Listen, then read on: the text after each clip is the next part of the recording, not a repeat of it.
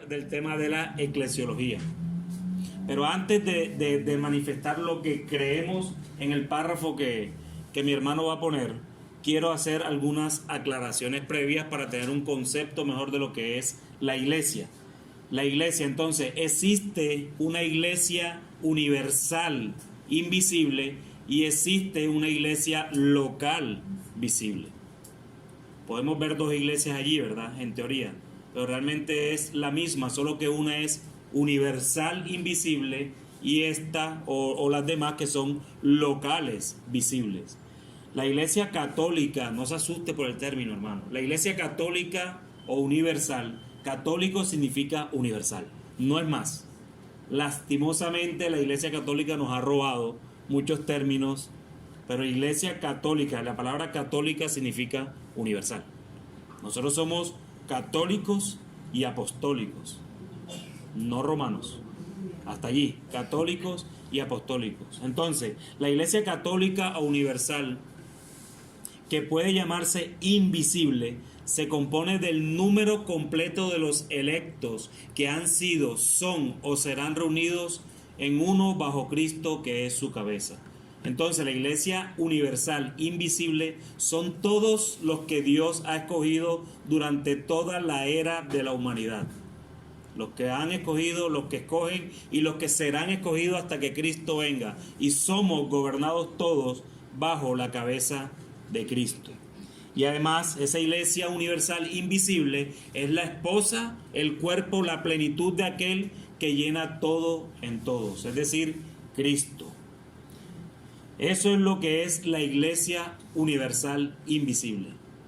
Es decir, en teoría, que son todos los creyentes que hay en el mundo, que han habido desde los tiempos de Adán hasta los tiempos que venga Cristo. Esa es la iglesia universal invisible. Nosotros tenemos hermanos en la fe en todo el mundo. No los conocemos, pero sabemos que somos hermanos porque han sido salvados por la misma persona que nos ha salvado a nosotros. Y cuando juntemos todo eso, esa va a ser la iglesia universal invisible, que se verá algún día cuando estemos con nuestro Señor en la gloria. Ahí nadie será invisible, todos estaremos con el Señor. Todos en todo el mundo que profesan la fe, esa iglesia invisible, que profesa la fe del Evangelio y la obediencia a Dios por Cristo conforme al mismo, que no destruyen su propia profesión mediante errores fundamentales o conductas impías, son y pueden ser llamados santos visibles. Es decir, de tales deben estar compuestas todas las congregaciones locales visibles. Entonces existe la iglesia universal invisible y la iglesia local visible. Cuando hablo estoy hablando de ciudad, pero evidentemente son todas las iglesias locales que hay, no solo en Barranquilla, sino en Colombia, ni en Latinoamérica, sino en todo el mundo. Todas las iglesias locales que han sido conformes localmente, pero que evidentemente deben tener una sana doctrina. Porque muchas veces vemos iglesias por allí que realmente no son iglesias del Señor. Las iglesias más puras bajo el cielo están sujetas a la impureza y al error. Es decir, debajo del cielo no hay ninguna iglesia perfecta. ¿Y por qué no hay ninguna iglesia perfecta en estos tiempos? Y en los tiempos de Adán, y en los de Abraham, y en los de Moisés, y en todo el Nuevo Testamento, ¿por qué no hubo una iglesia perfecta? Porque sencillamente está llena de hombres como ustedes y yo, que somos imperfectos. Entonces, si todos somos imperfectos, nunca va a haber una iglesia perfecta debajo del cielo. Y algunas se han degenerado tanto que han llegado a ser no iglesias de Cristo, sino que sinagogas de Satanás, como así mismo Cristo lo ha dicho. Sin embargo, Cristo siempre ha tenido y siempre tendrá un reino en este mundo hasta el fin del mismo, compuesto de aquellos que creen en Él y profesan su nombre. Esa es la iglesia local visible. Entonces, mis hermanos, teniendo esta idea de lo que es la iglesia universal invisible y sobre todo la iglesia local visible, entonces ténganlo en mente para estudiar en lo que cree Iglesia Bíblica La Ciudad. Vamos a leer el párrafo de lo que nosotros creemos como iglesia. Dice así: creemos que las Escrituras enseñan que una iglesia de Cristo es una compañía de fieles bautizados, asociados mediante pacto en la fe y la comunión del Evangelio, la cual practica las ordenanzas de Cristo, es gobernada por las leyes de éste, es decir, de Cristo, y ejerce los dones, derechos y privilegios que a ella otorga la palabra del mismo, es decir, de Cristo, y cuyos únicos oficiales bíblicos son el pastor u obispo y los diáconos, estando definidos los requisitos, derechos y obligaciones de estos oficiales en las epístolas de Pablo a Timoteo y a Tito. Esto es lo que en resumen la Iglesia Bíblica de la Ciudad cree, porque creemos que la Escritura los enseña. Entonces quiero que veamos todo el párrafo completo conforme a las líneas que están allí. Veamos entonces lo que nos dice la primera línea basada en las Escrituras. Entonces dice que creemos que las Escrituras enseñan que una iglesia de Cristo es una compañía de fieles bautizados. Y aquí empieza el problema. Aquí empieza el problema porque entonces muchos dicen, yo voy a la iglesia pero yo no necesito bautizarme. Y los que han estado aquí desde que nosotros comenzamos cuando dimos la serie de membresía, saben muy bien que la única manera de poder hacerte miembro es la única manera como la iglesia puede verificar de que tú eres creyente, es que te bautices. ¿Por qué? Porque es la única manera que tú haces la profesión pública de fe diciendo, yo creo en Cristo delante del mundo, porque tu corazón y el mío nadie lo puede ver. Eso solo lo ve el Señor. Pero creemos que a través del bautismo tú estás dando una profesión sincera, una profesión sensata de que crees en el Señor. Y aquí empieza entonces el primer problema de esto. Porque muchos llegan a la iglesia, visitan a la iglesia todos, 10 años en la iglesia y dicen, yo no necesito bautizarme. Y quiero aclarar algo, mis hermanos. El bautizo no te salva. Que quede bien claro eso y que quede bien grabado eso. El bautizo no te salva. Quien salva es el Señor. Pero creemos que el bautizarse es un acto de obediencia porque así la Escritura lo indica. De hecho, les pregunto, ¿Cristo necesitaba bautizarse? Claro que no. Él es Dios, no necesita bautizarse. Y aún así se bautizó para dejarnos como ejemplo cómo deberíamos hacer. Y mi hermano, ¿tú por qué dices todo eso? ¿Acaso eso es verdad? Bueno, leamos entonces lo que dice Hechos, capítulo 2, versículos del 41 al 42. ¿Quién tiene ese texto que lo lea, por favor? Matías, ponte de pie, alza la voz. Hechos, capítulo 2, versículos 41 al 42. Así que los que recibieron su palabra fueron bautizados y se añadieron aquel día como 3,000 personas y perseveraban en la doctrina de los apóstoles, en la comunión unos con otros, en el partimiento del pan y en las oraciones. Y en las oraciones. Antes de hecho, obviamente, ya Cristo había ascendido, ¿cierto? Y antes de ascender, ¿qué fue lo que Cristo le dijo a sus discípulos? Mateo 28, capítulo 20, o 10, del 18 al 20. Id, ¿y qué? Y hacer discípulos, ¿verdad? ¿Y qué más dice? Bautizándolos en el nombre del Padre, del Hijo, del Espíritu Santo y enseñándoles todas las cosas. Entonces, los apóstoles ya sabían eso. ¿Y qué dice Hechos? ¿Qué dice Lucas en Hechos? Dice, así que los que recibieron su palabra fueron bautizados. Y yo te garantizo, hermano, que ninguno de estos que fueron bautizados se sintió obligado a bautizarse, sino que sintió el deseo de bautizarse. Y se añadieron aquel día como 3,000 personas. ¡Wow! 3,000 personas de una sola predicación. Se añadieron 3,000 personas. ¿Y qué hacían después de añadirse esas 3,000 personas? Perseveraban en la doctrina de los apóstoles, en la comunión unos con otros, en el partimiento del pan y en las oraciones.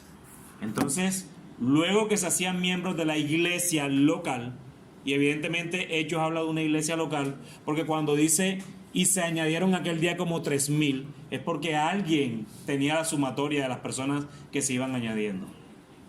Es así de sencillo. ¿Cómo? Lleva un registro de membresía. Él se hizo miembro. 3.000 se añadieron. Ahora, pobre el que le tocó escribir esos 3.000 nombres. Pero se añadieron.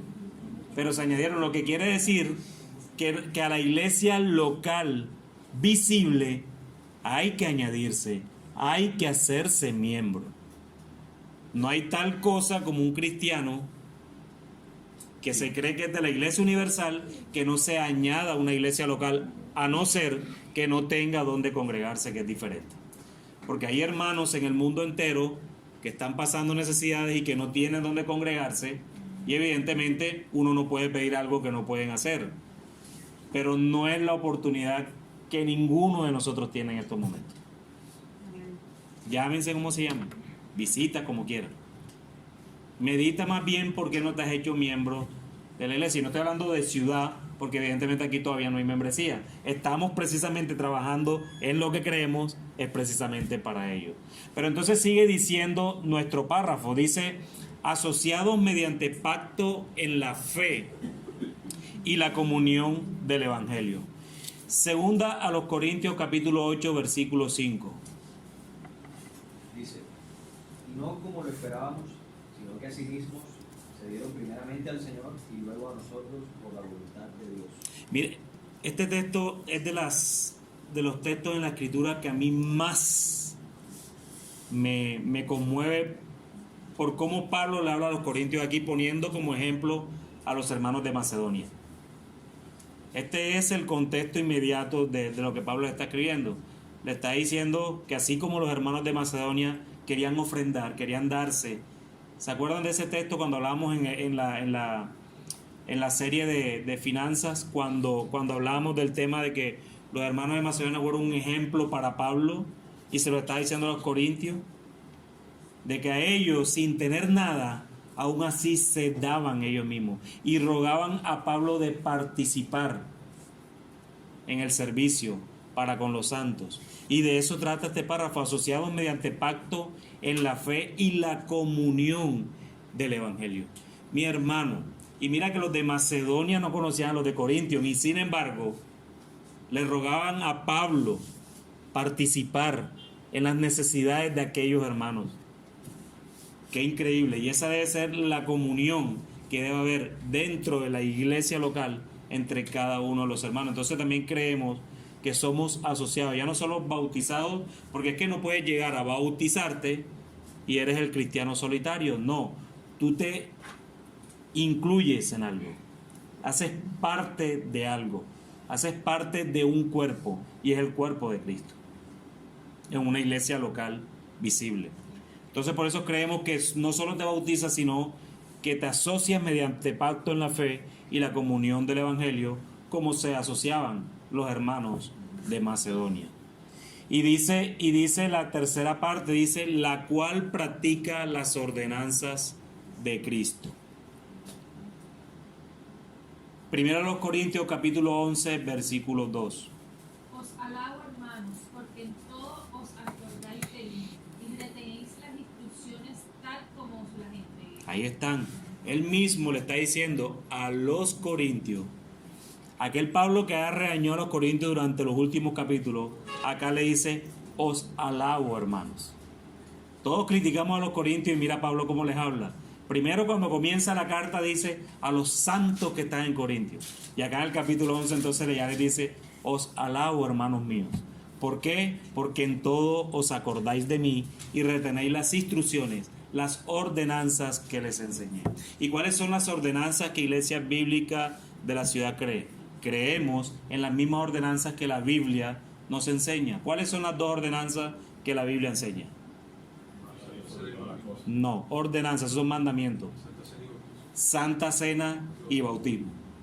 Esas son las dos ordenanzas. Y si tú miras el capítulo 11 que acabó de leer la hermana aquí presente, el contexto por allá en el 27, algo así, ya está hablando de las instrucciones hacia la cena del Señor.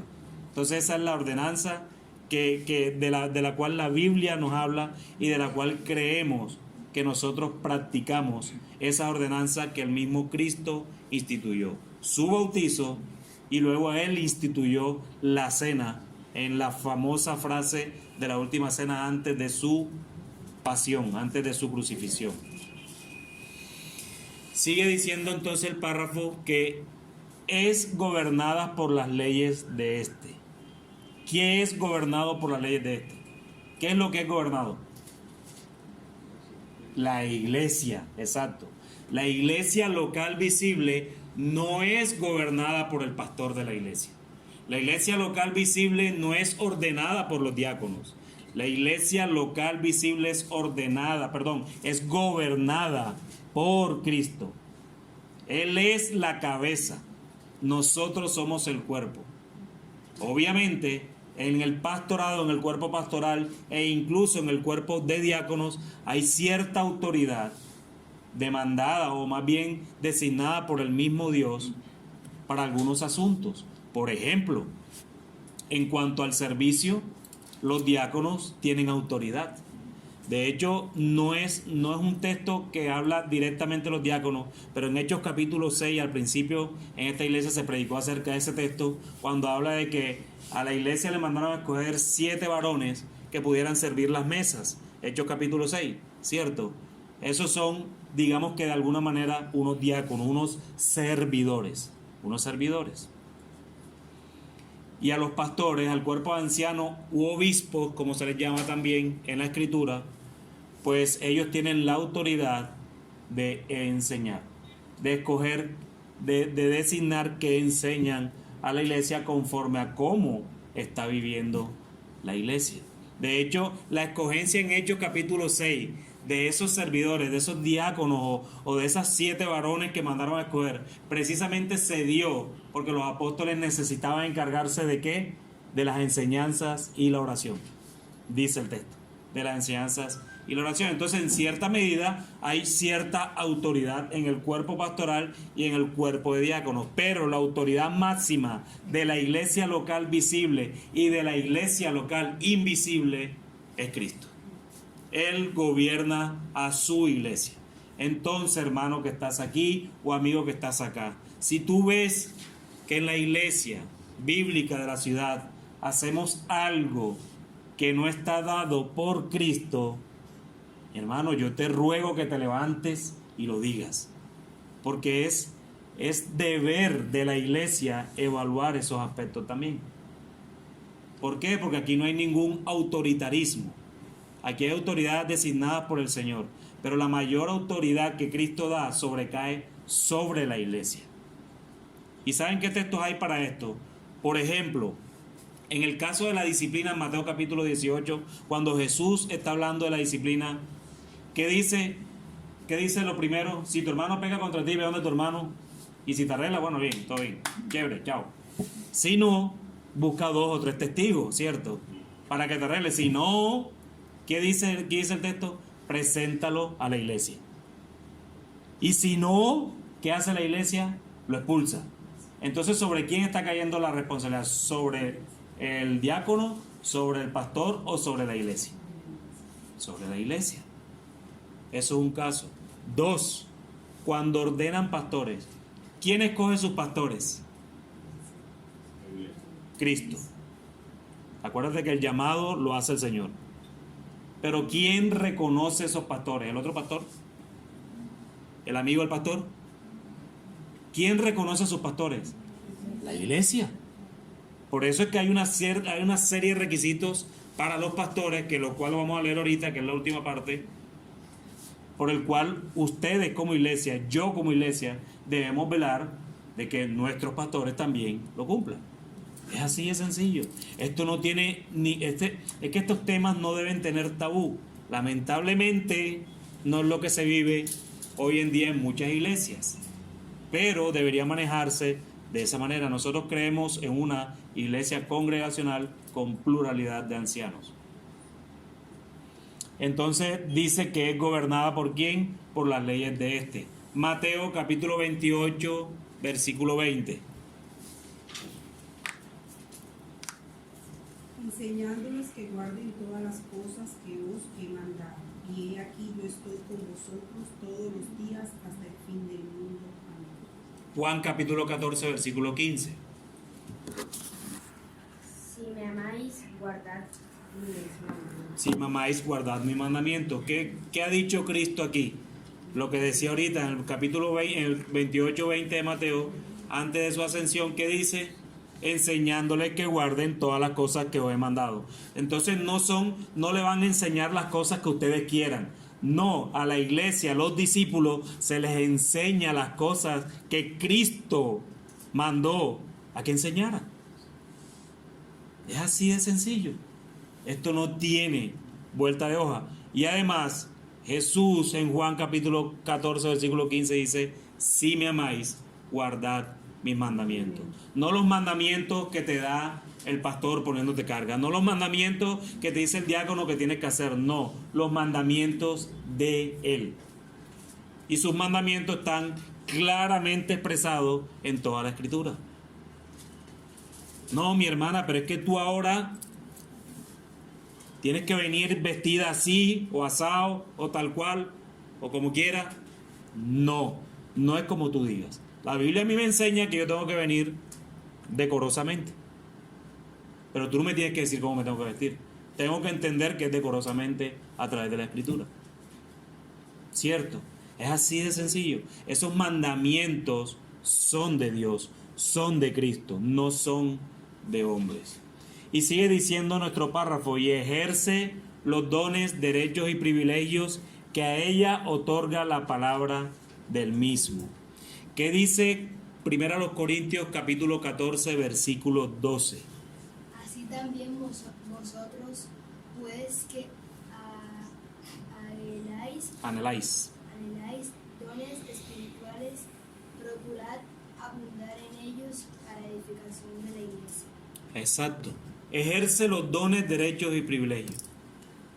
Mi hermano, el Señor da dones a toda la iglesia. No es solo al liderazgo, no es solo al pastor, no es solo al diácono. Toda la iglesia tiene dones. ¿Y qué dice el texto? Procurad abundar en ellos para la edificación ¿de quién? De la iglesia. De la iglesia. Entonces creemos también entonces que Dios le da dones a todos los miembros bautizados de la iglesia. Y esos dones tienen que ser puestos ¿en dónde? En la iglesia. Sí, obviamente, en tu vida laboral, en tu vida familiar, evidentemente tienes que trabajar con esos dones también. Pero de nada te sirve ponerlos allá si no los pones a disposición de donde Cristo te mandó a que los colocaras. Procurad abundar en ellos para edificación de la iglesia. Y termina diciendo nuestro párrafo: y cuyos únicos oficiales bíblicos son el pastor u obispo y los diáconos, estando definidos los requisitos, derechos y obligaciones de estos oficiales en las epístolas de Pablo a Timoteo y a Tito. Así como la primera parte del párrafo, esta parte es lo que tiene a la iglesia dividida, pero brutalmente. Brutalmente. ¿Por qué? Por una sencilla razón: por el orgullo que embarga nuestros propios corazones. Miren claramente lo que dice el párrafo de lo que creemos: cuyos únicos oficiales bíblicos son el pastor u obispo y los diáconos. Aquí no hay cabida para más nadie. Aquí no hay cabida para a lo que la Biblia llama oficiales, es a el pastor y a los diáconos. Filipenses capítulo 1, versículo 1. Pablo y Timoteo, siervos de Jesucristo, a todos los santos en Cristo Jesús que están en Filipos, con los obispos y diáconos, gracia y paz a vosotros, de Dios nuestro Padre y del Señor Jesucristo. ¿Qué está diciendo Pablo ahí? Saluda a la iglesia, a todos los santos que están en Filipos y que están ¿con quién? Con obispos y diáconos. Ellos son los oficiales de la iglesia. Hechos capítulo 14, versículo 23.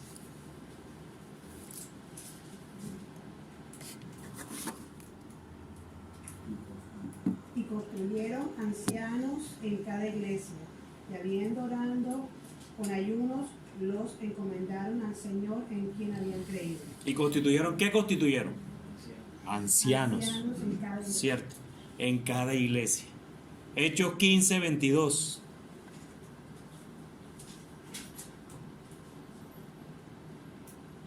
Entonces pareció bien a los apóstoles y a los ancianos con toda la iglesia elegir de entre ellos varones y enviarlos a Antioquía con Pablo y Bernabé, a Judas que tenía por sobrenombre Barsabás y a Silas, varones principales entre los hermanos. ¿Sabe qué me llama la atención de este texto de la iglesia en Jerusalén? Que estaban los apóstoles. Mira lo que dice el texto. Entonces pareció bien a los apóstoles. Si los apóstoles hubiesen querido, hubiesen tomado las decisiones que ellos hubiesen querido ahí, eran los apóstoles. Pero aún así, no solo les pareció bien a ellos, sino también a los ancianos. A los ancianos y a los apóstoles. Miren el grado de humildad de los apóstoles. Que ellos, pudiendo tomar decisiones, dijeron: no, vengan ancianos, tomemos decisiones y mandemos a quien tengamos que mandar. Pero lamentablemente esto golpea muy duro hoy en día. Porque hoy en día desde los púlpitos lo que hay es un autoritarismo, en primer lugar. Y en segundo lugar, hay pastoras. Y evidentemente la Escritura no nos aprueba en ningún lado de la Escritura de que haya oficiales, pastoras en la iglesia local. No lo hay. No lo hay. Y digo que este tema es tan brutalmente duro porque esto ha dividido muchas iglesias. Y me viene, y mira, y me pueden traer todos los argumentos que quieran, pero ningún argumento anula el mandamiento. Y el mandamiento es que los oficiales son diáconos y pastores, y todos son hombres. Desde Hechos, desde la institución de la iglesia en Hechos, ¿qué dice la Escritura? Escojan 7 varones. ¿Para qué? Para que ayudaran a las viudas. Porque había una pelea entre las viudas de Jerusalén y las viudas de los otros lugares, los griegos. ¿Y qué dicen los apóstoles? Escojan 7 varones. Y más claro no puede ser ahorita en 1 Timoteo capítulo 3. Alguien que lea 1 Timoteo capítulo 3 del 1 al 6. O el que lo tiene. ¿Quién le tocó 1 Timoteo? Léelo primeramente hasta el 6. Hasta el 7, perdón. Se dice, y es verdad, que si alguno desea ser obispo, a noble función aspira. Así que el obispo debe ser intachable, esposo de una sola mujer, moderado, sensato, respetable, hospitalario, capaz de enseñar. No debe ser borracho ni pendenciero, ni amigo del dinero, sino amable y apacible.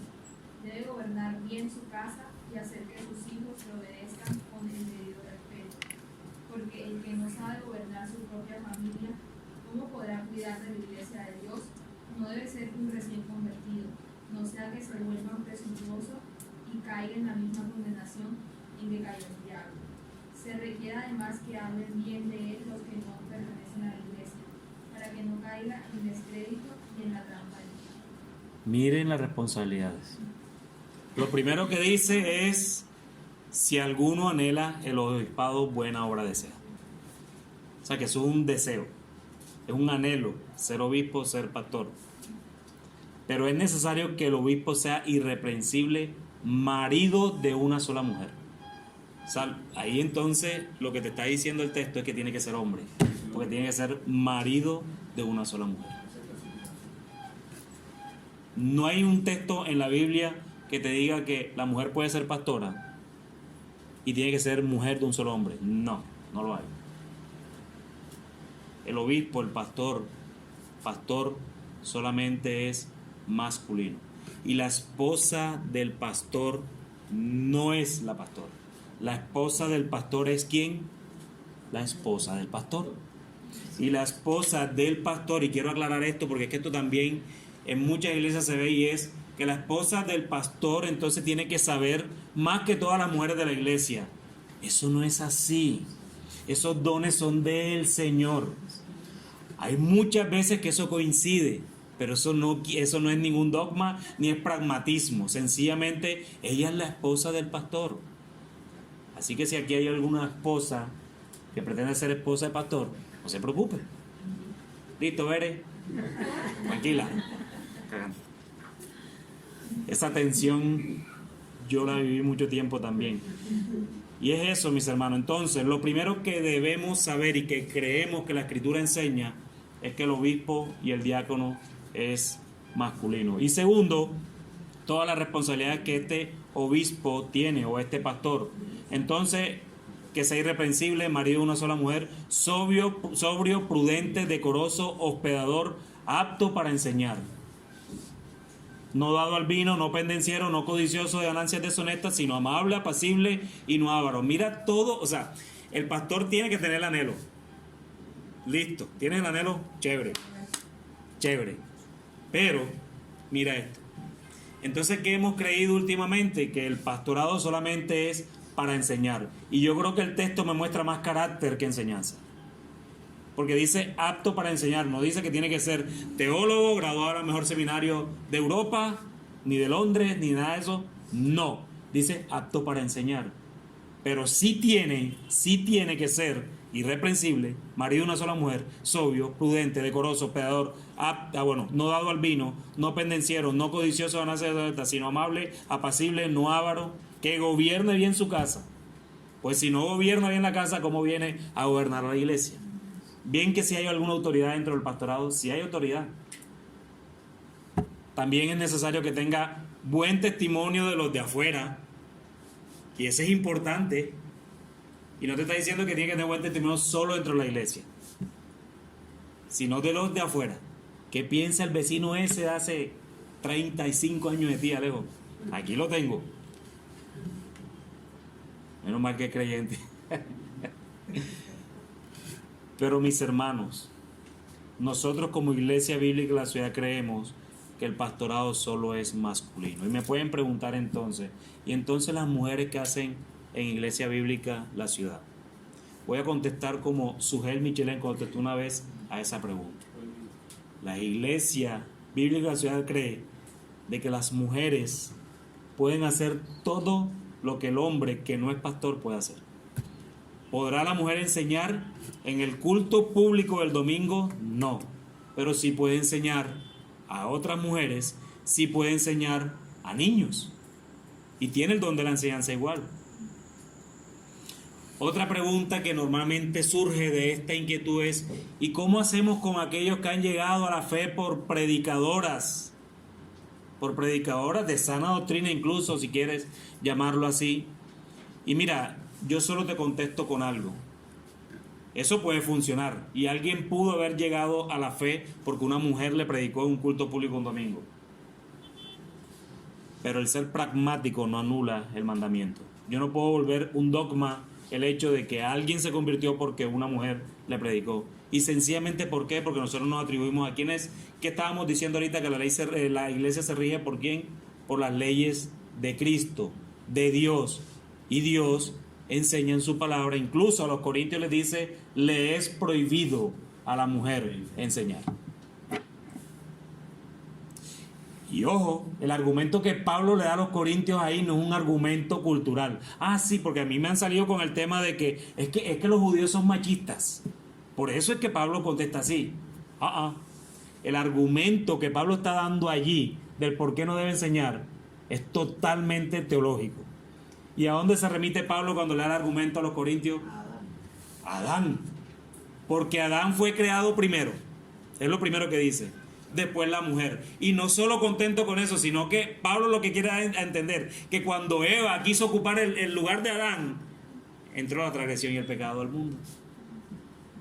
¿Por qué? Porque ella fue la que transgredió la ley de Dios. Y esto duele. Es más, yo estuviera en una iglesia carismática ahora mismo, quién sabe si ya estuviera vivo. Porque esto duele el orgullo. Pero mis hermanos, nosotros no nos movemos por sentimientos. Nosotros nos movemos por lo que dice la palabra de Dios. Y queremos ser lo más fiel a Él posiblemente en nuestra imperfección. Pero entonces también hay requisitos para los diáconos. ¿Qué dice el mismo texto del versículo 8 al 16? Los diáconos igualmente deben ser honorables, sinceros, no amigos del mundo vino, ni codiciosos de las ganancias malavidas. Deben guardar con una conciencia limpia las grandes verdades de la fe, que primero sean puestos a prueba y después, si no hay nada que reprocharles, que sirvan como diáconos. Asimismo, las esposas de los diáconos deben ser honorables, no calumniadoras, sino moderadas y dignas de toda confianza. El diácono debe ser esposo de una sola mujer y gobernar bien a sus hijos y su propia casa. Los que ejercen bien el diaconado se ganan un lugar de honor y adquieren mayor confianza para hablar de su fe en Cristo Jesús. Aunque espero ir pronto a verte, escribo estas instrucciones para que, si me retraso, sepas cómo hay que portarse en la casa de Dios, que es la iglesia del Dios viviente, columna y fundamento de la verdad. No hay duda de que es grande el misterio de nuestra fe. Él se manifestó como hombre, fue vindicado por el Espíritu, visto por los ángeles, proclamado entre las naciones, creído en el mundo, recibido en la gloria. Esos últimos tres textos, del 14 al 16, lo que nos da argumento a nosotros para creer que Pablo se está refiriendo a los oficiales dentro de la iglesia local. Porque es lo que le dice: esto te escribo antes de ir a verte, para que sepas cómo conducirte en la casa de Dios, la cual es que columna y baluarte de la verdad. Entonces, hermanos, no solo los pastores son hombres, sino que también los diáconos son hombres, porque miren que son muy parecidos esos requisitos a los del pastor. Solo que al diácono no se le exige que sea apto para enseñar, porque el diácono no necesariamente debe enseñar en la iglesia. El diácono está para el servicio. Pero sí es claro de que también son hombres, porque dice que debe ser también marido de una sola mujer. Y dice el texto 11, el versículo 11, las mujeres asimismo sean honestas, no calumniadoras, sino sobrias, fieles en todo. No son las mujeres diaconisas, son las mujeres de los diáconos, las esposas de los diáconos. Eso es lo que Pablo le está diciendo allí a Timoteo, porque después sigue su argumento con los diáconos. No puede haber diácono hasta el 10, hablar de diaconisas en el 11 y diáconos otra vez en el 12. Yo no creo que el Espíritu Santo inspire de esa manera. Pero hay una refutación a lo que les estoy diciendo y quiero argumentársela. Y alguien me puede salir, alguien muy letrado en la Biblia, me puede decir, bueno, y Febe, Romanos capítulo 16, versículo 1, que dice: os recomiendo, Pablo, el mismo Pablo que le dio la orden a Timoteo, dice: os recomiendo además nuestra hermana Febe, la cual es diaconisa de la iglesia en Cencrea. Ajá, Alejandro, ¿y ahora tú qué haces aquí? Si él está diciendo que son diaconisas. Debemos entender primero lo que significa diácono. Diácono viene del término griego que se escribe también diáconos, pero con K. Y ese diáconos significa sencillamente servidor. Servidor. ¿Y qué pasó en este texto? Cuando nos vamos al griego de este texto de diaconisa, el texto original en griego es diáconos. El mismo texto que utiliza en Hechos y el mismo texto que utiliza Pablo para Timoteo. Es decir, él no le está diciendo a ellos que Febe es una diaconisa, sino sencillamente una servidora, que viene además de una iglesia diferente. ¿Sí me hago entender? O sea, el texto original, y si hubiese querido Pablo inventar una palabra en griego que significara diaconisa, lo hubiese hecho, porque en otras cartas él inventó palabras nuevas. Pero el texto no nos quiere decir entonces que Febe era diaconisa como cargo oficial de la iglesia, sino que era una diaconisa enviada para hacer algo, servidor. Servidor. Es el único texto que dice diaconisa, pero creemos entonces, por el texto que Pablo le escribe a Timoteo, de que tanto los pastores como los diáconos deben ser hombres. De hecho, la palabra pastora en la Biblia no existe para cargo oficial. Por allá en el Antiguo Testamento habla de pastora a Raquel, pero era pastora de ovejas. Y eso está bien. Eso está bien. Y además que en el Antiguo Testamento aún no estaba regida la iglesia. Entonces, hermanos, para concluir, quiero dejarles dicho solo esto, que es en lo que creemos. Los únicos oficiales bíblicos son el pastor u obispo y los diáconos. estando definidos los requisitos, derechos y obligaciones de estos oficiales en las epístolas de Pablo a Timoteo y a Tito. No leemos Tito por cuestiones de tiempo, pero técnicamente lo que Tito dice es casi lo mismo que Pablo le escribe a Timoteo, solo que algunas variantes allí, pero casi todas son muy parecidas.